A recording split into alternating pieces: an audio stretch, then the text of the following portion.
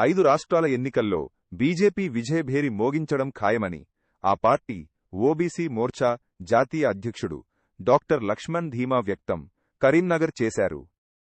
కేసీఆర్ వైఖరిని ఎండగడుతూ బీఆర్ఎస్ ఓచొచ్చిన పాము అనే పార్టీని ఎవరూ బతికించలేరని విమర్శించారు.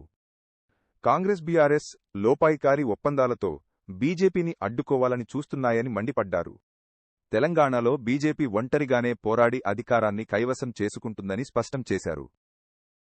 అది ఎంత లేసినా ఇప్పుడు లేవదు.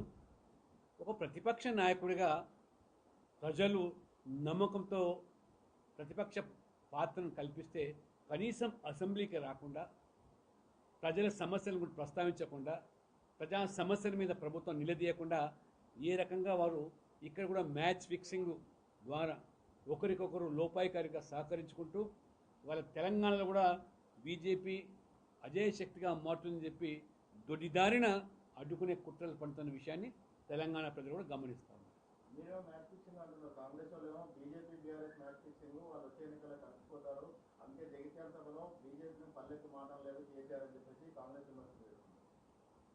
బీఆర్ఎస్ చరిత్ర, కాంగ్రెస్ చరిత్ర ఒక్కసారి మీరు విశ్లేషించండి. గతంలో 2 పార్టీలు కలిసి ఎన్నికల్లో పోటీ చేసినాయి. రాష్ట్రంలో, కేంద్రంలో అధికారులను పంచుకుంది. అది వాళ్ళ చరిత్ర.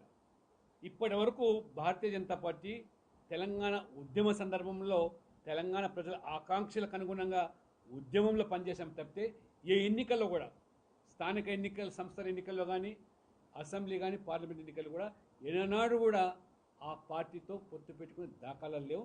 ఖచ్చితంగా మేము ఒంటరిగానే పోటీ చేస్తాం. ఖచ్చితంగా ఒంటరిగానే అధికారులకు వస్తాం తెలంగాణ.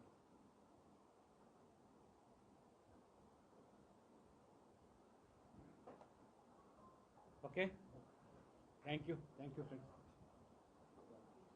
అందరికీ ధన్యవాదాలు.